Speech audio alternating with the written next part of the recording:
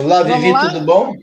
Tudo. Eu tive um probleminha aqui com a internet, tá meio ruim, mas já voltamos. Tá bom, quem nunca, né? E você tá bem? Tudo bom, graças a Deus. Essa tonalidade verde combinou com a sua feição, ficou muito bem. Beleza, tudo bem. Então, vamos lá, né, Vivi? Vamos fazer a live aí Vamos no lá. sentido de orientar, do ponto de vista constitucional, os candidatos no concurso, um tema que está vindo bastante aí nas provas, que são os limites, né, imposto aí pelo Supremo Tribunal Federal e pela própria Constituição da República sobre o rol dos direitos e garantias fundamentais, né? É um assunto novo, né? E eu acho importante colocar o pessoal a par aí, a galera vai gostar. Show. Ó, eu vou fechar meu microfone, mas vou ficar por aqui. Qualquer coisa você me chama, tá bom? Tá bom, eu acho que nos 20 minutinhos eu dou um recado aí para todo mundo e te chamo. Tá bom, Beleza? valeu, obrigada. Valeu, Vivi, até mais. Tchau, tchau. Muito bem, pessoal, então vamos lá. Professor Luiz Santos com vocês, Direito Constitucional, e nós temos um tema importante aí para fazer abordagem aqui. Está aí na voga dos concursos, né? Logo no pós-pandemia, com certeza nós teremos uma série de concursos ocorrendo aí, por via de consequência, esse tema com certeza vem, porque é um tema que está dentro da pauta, né, do Supremo Tribunal Federal, está dentro da pauta dos constitucionalistas. Lógico que nós vamos ter aí a afirmação de algumas jurisprudências também no âmbito dos intermediários da justiça, né, nos TRFs da vida, nos TJs, enfim. E também a doutrina vai se posicionando a respeito desse assunto, né? Por se tratar de um assunto novo, acho legal vocês ficarem por dentro. Agora, o que acontece, pessoal? Quando nós estamos estudando o artigo 5º da Carta Republicana, a gente aprende que todos são iguais perante a lei, tá certo? Sem distinção de qualquer natureza, e se garante, tanto a brasileiros como a estrangeiros residentes no país, aqueles direitos que são, né, digamos assim, muito básicos no estudo dos concursos, qual seja a vida, né, a liberdade, a igualdade, a segurança e a propriedade, nos termos que a Constituição assim determina, né? Nós chamamos pelo método mnemônico de Wilkes. Muito bem. Então, o primeiro ponto importante na análise desse ponto aí, é vocês entenderem que existe, né, no apontamento constitucional do artigo 5º, uma interpretação que se faz sobre, né, o tema pelo STF. Né? O STF fez uma interpretação aí conforme para dizer o seguinte, pessoal, que esses direitos eles não são somente dos brasileiros e dos estrangeiros residentes no país, mas também são direitos assegurados aos estrangeiros não residentes, né? Porque o texto constitucional fala em brasileiros, tá certo? E também estrangeiros com residência permanente. Nós tivemos durante muitos anos a ideia do que seria essa residência permanente, né, pessoal? Aí tínhamos que pegar lá no Código Civil o conceito de domicílio de residência. Eu mesmo fiquei durante muitos anos aí da minha carreira acadêmica explicando isso para os meus alunos, né? Alguns já aprovados em concurso público, já trabalhando, já no caminho aí até da aposentadoria. Mas houve aí mudanças nesse sentido, né? A Constituição ela vem sofrendo algumas interpretações, né, pela Suprema Corte, e dentre elas, a primeira que eu quero te contar aí é que o Supremo não exige, tá certo, residência de estrangeiro para assegurar direitos. Ou seja, quem estiver, né, nas nossas fronteiras, portanto, estiver no nosso país, terá direito, né, à vida, à igualdade, à liberdade, à propriedade, à segurança, por interpretação da própria Constituição pelo STF. Então, vamos assim, pessoal, aprimorar o nosso conhecimento, dando maior caráter, né, maior objetividade ao tema, informando isso, tá certo? Os direitos consagrados no caput do artigo 5º da Constituição da República, eles são assegurados aos brasileiros e aos estrangeiros residentes ou não residentes. Tranquilo? Entendimento da Suprema Corte de Justiça. Muito bem. Um outro ponto que nós não podemos deixar de tratar, né, que é o tema nuclear da nossa live aqui, né, nessa parceria aí com a Vivi, é que o Supremo Tribunal Federal tem dito em diversas vezes que se manifestou sobre o tema que não existe direito absoluto, ok? Esse tema, pessoal, já era tratado no direito alienígena, tá certo? O que é o direito alienígena? O direito internacional, também tratado no rol dos direitos humanos, né? Nós chamamos assim, né? Direitos humanos aqui, né, pessoal? Podemos chamar de direito internacional também, porque no campo interno, aqui no nosso país, vamos chamar assim, direito internacional. Lá fora, no campo externo, vamos chamar de direitos humanos. Então, assim, à luz dos direitos humanos, nós já tínhamos a tratativa, né, da interpretação do chamado bloco de constitucionalidade. Professor, o que é o bloco de constitucionalidade, para eu aprender isso aí e acertar uma questão na prova? O bloco de constitucionalidade, pessoal, é, na verdade, a Constituição da República mais os tratados e convenções internacionais de direitos humanos, que cumpriram aquela ritualística, lembram? Aprovação por 3/5 dos votos dos membros do Congresso, em 2 turnos de votação. Professor, acabou, então é só isso? Não, ainda as emendas constitucionais, que também cumpriram essa ritualística, aprovação por 3/5 dos votos dos membros em 2 turnos do Congresso. Então, hoje, isso é chamado em direito constitucional de bloco de constitucionalidade. Tranquilo? Agora, antes mesmo de termos o Supremo Tribunal Federal se manifestando sobre o assunto, e o ano passado foi um ano aquecido, que teve manifestações aí, né, pessoal, do campo político, que polarizaram muito a política no Brasil, e aí nós temos pessoas indo à rua para defender um interesse político, outro interesse político, e o Supremo Tribunal Federal, ele tem dado algumas respostas, em alguns sentidos, que podem vir na prova. Por quê? Pelo que vocês podem perceber aí, o artigo 5º tem muitos incisos, né, pessoal? Na verdade, são 78 incisos da nossa Carta Republicana. E eu tenho sempre chamado a atenção dos meus alunos que o VILPS, né, lá, esses direitos, eles apenas abrem o rol, né? Eles apenas abrem um rol de direitos que vão, né, surgindo aí, ó. Homens e mulheres são iguais em direitos e obrigações. Tá, professor, não tem algum limite isso aqui, né? Porque igualar homens e mulheres, ok, mas tem limite, tipo assim, o poder público pode obrigar as mulheres a servir às Forças Armadas? Não, não pode. Tá, então isso é um limite que está sendo colocado aí ao próprio Estado, do ponto de vista, inclusive, vertical, porque é de cima para baixo. O Estado tem que respeitar quem está no andar de baixo, no caso aí, os indivíduos, a sociedade.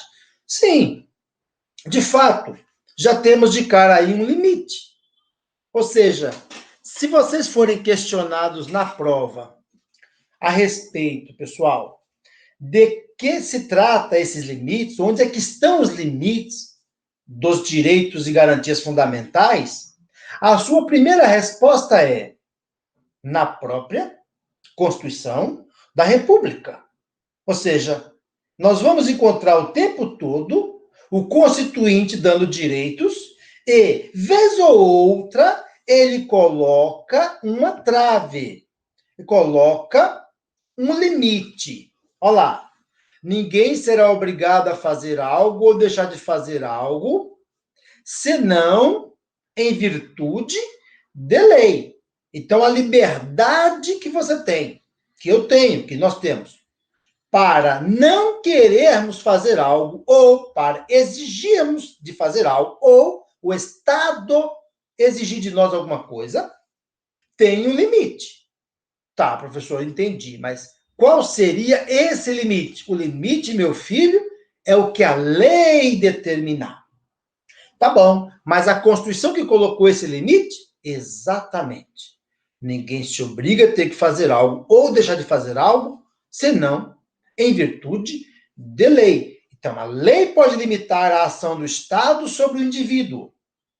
Eu sei que vocês que estão aí assistindo agora a live,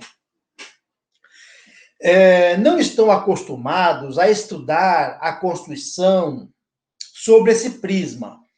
É um prisma novo, doutrinário, moderno. Agora, as provas, elas adoram cobrar isso, né? E usar termos mais modernos, como o direito alienígena já contemplava superioridade ao bloco de constitucionalidade, certo? Porque essa ideia de colocar limites no indivíduo para impedir abusos, isso já é dos direitos humanos, pessoal.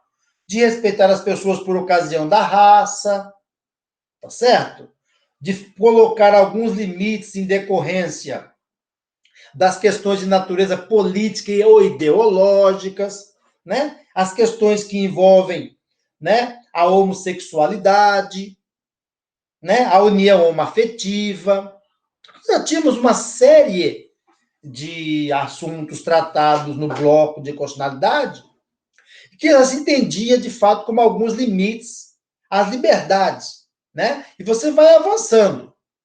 Olhe bem um mandamento constitucional que vai fazer você enxergar quando é que o Constituinte quis pôr limites no indivíduo e quando é que o Constituinte quis liberar o indivíduo.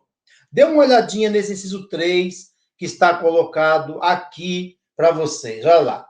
Ninguém será submetido à tortura ou tratamento desumano ou degradante. Não tem vírgula e não tem exceção.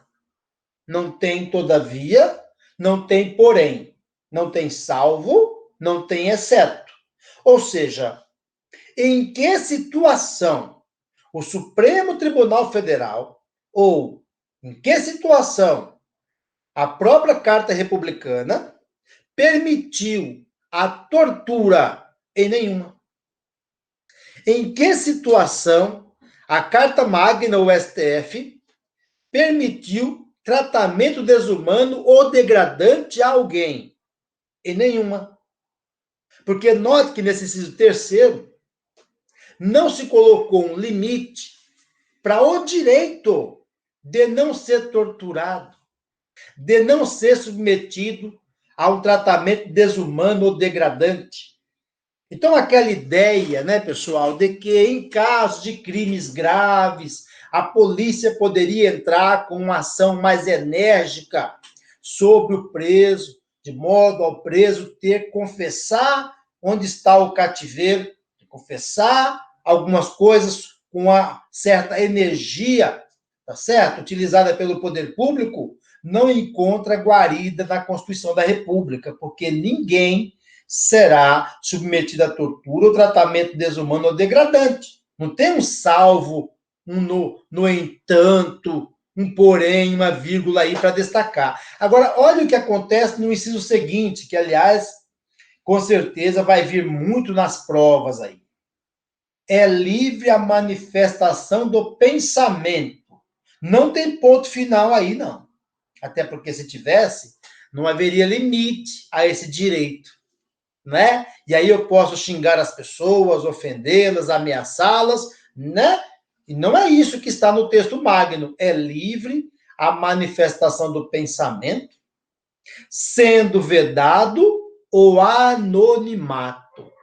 Então, se a prova questionar você, onde é que está o limite do direito fundamental, da liberdade de manifestação do pensamento, você de pronto responde na proibição do anonimato. Viu onde é que está o limite? A doutrina diz: os limites estão na própria Constituição. Quando a Constituição cria um óbice, impõe um limite para o exercício do direito. O que não aconteceu no caso da tortura, no caso do tratamento desumano, no caso do tratamento degradante, porque o texto magno não colocou nenhum tipo de óbice ou de exceção, ou de salvo, ou de exceto, todavia, porém, para dizer, nesse caso, pode torturar. Nesse caso, pode ter tratamento desumano ou degradante. O texto magno não colocou esse óbice, pessoal, para dizer o seguinte, não pode, acabou. Agora, no caso da liberdade de manifestação do pensamento, colocou um óbice, proibiu apenas o anonimato. Agora você pode pensar assim, professor, eu entendi, mas no caso das pessoas que atacam as instituições democráticas, ou que atacam as autoridades, o polêmico caso do deputado federal Daniel Silveira, se encaixaria aqui, nesse inciso 4, eu diria para vocês assim, em parte sim, totalmente não, porque isso também está ligado ao direito, né, pessoal, da não censura, tá certo? Da liberdade de expressão do pensamento, atrelado à não censura por qualquer órgão público que for. Mas, veja, filho, não existe na nossa Constituição a liberdade de manifestação do pensamento, mas com proibição de atacar as instituições, ou com a proibição de atacar as autoridades, ou com a proibição de atacar a quem quer que seja, mas sim com a proibição de se manter anônimo. Beleza. Esse é o limite desse direito individual. Agora, como eu disse a vocês, e vou repetir, a quem compete interpretar a Constituição da República Federativa do Brasil? E você, mais que depressa, responde: o Supremo Tribunal Federal. Então, aquilo que o STF já julgou, e já decidiu, e já fixou como tese, provocando, pessoal, o que vocês vão ter que aprender a chamar na prova de mutação constitucional. Mutação constitucional, a chamada interpretação conforme do STF. Vem para dizer o seguinte, não existe direito que não sofra limites, de sorte que, além de proibir o anonimato, o Supremo entende mais que ninguém pode utilizar da liberdade do pensamento para atacar a democracia, para atacar as instituições democráticas, entende? Há uma divisão, uma polarização política nesse sentido. Mas nos concursos, pessoal, nós temos que seguir duas coisas. Primeiro, a Carta Constitucional, tá certo? E segundo, o entendimento do STF. Não cai na prova a voz das ruas, não cai na prova a ideologia político-partidária implementada por um lado ou pelo outro. O que vocês têm que responder na prova são duas coisas. Primeiro, o texto magno. Segundo, a interpretação feita pelo órgão que tem competência para tanto, a saber, o STF, o Supremo Tribunal Federal. Isso por quê? Porque das duas, uma. Ou a banca vai questionar vocês sobre a letra fria da Constituição, ou ela vai questionar vocês sobre o STF, o entendimento do STF, porque, salvo aqueles concursos que são de formação jurídica, tá? OAB, né? Os exames da OAB, concurso para juiz, delegado de polícia, concurso para Ministério Público, esses concursos de promotor de justiça, procuradores da República, enfim, são concursos jurídicos. E nesses concursos, pessoal, cai entendimento do STJ, tá? As confluências doutrinárias, a gente sabe disso. Mas nos concursos que não são de formação acadêmica, tá? Policial Rodoviário Federal, Policial Federal, como exemplo, vocês não têm que se preocupar com esses entendimentos de tribunais que não seja o STF. Ou seja, as decisões do Supremo, sejam elas em súmulas vinculantes, já, portanto, sedimentadas, ou mesmo não vinculantes, decisões mais isoladas, mesmo monocráticas de um juiz do Supremo, de um dos ministros, pode vir na prova sobretudo as tendências. Então, quando o Supremo Tribunal Federal confirma, por unanimidade, a prisão do deputado Daniel Silveira, o Supremo está querendo dizer o seguinte: a liberdade de manifestação do pensamento vai além, tá certo, do óbice da proibição do anonimato. Até porque, no caso de Daniel Silveira, não houve anonimato nenhum, tá certo? Ele fez uma live, tá certo? Ficou lá na frente do vídeo do seu celular, sei lá, notebook, ou tablet, enfim, não houve anonimato. O que o Supremo foi, além. Essa é a interpretação dele. Alguns concordam, outros discordam. É além para dizer assim, você não pode manifestar seu pensamento de modo a praticar atos que atentem contra o regime democrático sedimentado pela Carta Magna, pela Carta Constitucional, atrelado também à compreensão dos direitos humanos, atrelado aí também à compreensão do direito internacional como um todo. E no mais a mais, pessoal, vocês vão encontrar esses limites dos direitos e garantias fundamentais esparramados pela Constituição da República em vários momentos.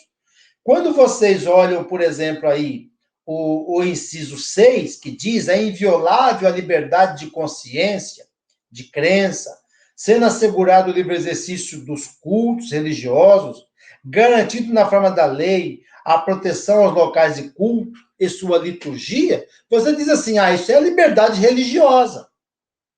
É o Estado laico, aquele Estado que não faz ali opção pela religião A ou B ou C e ainda dá liberdade religiosa. Sim, é verdade, é fato.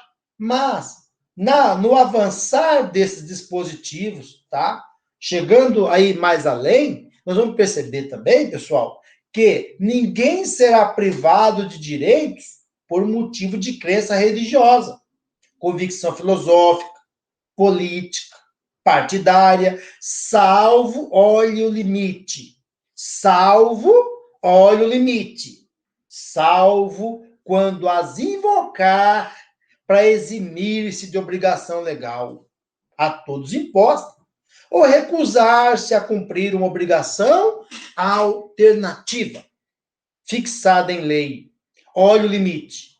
Olha o limite. Então, vocês vão conseguir enxergar os limites sempre que tiver um salvo, no entanto, todavia, porém, né? Ninguém será preso, salvo ao limite. Ou seja, a liberdade é a regra, você marca certo na prova do Sebrasp. A liberdade é a regra, você marca certo lá na prova. Tem exceções, você marca certo também. Por quê, professor? Essas exceções são os limites dos direitos e garantias fundamentais que constam na própria Constituição, sem prejuízo do Supremo dar um pitaco. Mas quando se fala salvo em caso de flagrante delito, nós estamos dizendo há um limite à liberdade. Em flagrante delito, tem prisão. Ou também, quando não for flagrante, mas for ordem escrita e fundamentada de autoridade judiciária competente, a pessoa pode ser presa também. Professor, não tem uma exceção dessa exceção aí? Pior que tem. O texto constitucional diz que, salvo nos casos de crime militar ou transgressão militar, ou seja, o militar pode ser preso sem ordem judicial e sem estar em flagrante.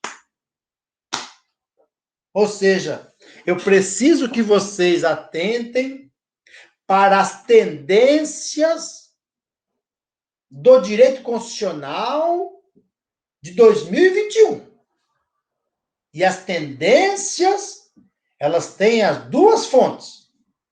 A letra fria da Constituição, que vez ou outra dá um direito e coloca um salvo, no entanto, todavia, porém, e os entendimentos que o Supremo Tribunal Federal tem tido a respeito disso. Você e eu podemos concordar ou discordar, mas queremos acertar a questão da prova. Vivi, é com você aí. Acho que dei meu recado aí para a galera. Espero que vocês tenham conseguido dar mais um passinho na direção do cargo público e aprender aí um pouquinho mais nessas novidades que estão rolando aí. Sempre que tiver uma coisa interessante, eu apareço aí para falar com vocês. Com certeza. Obrigada por ter, mais uma vez, me ajudado aí e trazer conhecimento para a galera, atualização. É sempre importante, né, a participação de vocês, né, que estão com a gente aí, firme e forte, né, sempre, sempre, sempre. Vai dar aula hoje ainda? Não, agora não. Eu vou para o shopping. Aproveitar que abriu o shopping, estou indo para o shopping. Muito bem, tá? Use tá bom, máscara, gente? Todo mundo álcool aí em gel. tomando os cuidados, vamos de máscaras, tá certo? Tomem cuidado aí com a pandemia, que esse negócio não é brincadeira. Abraço, pessoal. É isso aí. Falou, Luiz. Valeu. Pessoal, tchau. Eu vou continuar aqui com vocês, que eu quero dar um recadinho muito interessante, terminar de falar dos concursos que eu tenho aqui, o recado para falar para vocês. E, como antes, né, o Luiz ia entrar e ia relatar algumas coisas, eu voltar a falar do concurso da Receita. Olha que loucura isso aqui. Foi solicitado um novo concurso, como eu falei para vocês, 699 vagas, 230 para auditor e 469 para analista. E também foi uma coisa interessante que foi que aconteceu na Polícia Federal e na Polícia Rodoviária Federal. A Receita Federal solicitou, no mesmo documento do pedido, que que o prazo entre a prova e o edital fosse de 2 meses. Isso significa o seguinte, que tem que estudar. Não dá mais para perder tempo, quando vai acontecer? Mas não tem um decreto que todo concurso federal, o prazo entre a publicação do edital e a prova é de 4 meses? Por isso que eles solicitaram uma condição diferente para o concurso da Receita. Quando vai sair, eu não sei, eu não tenho datas.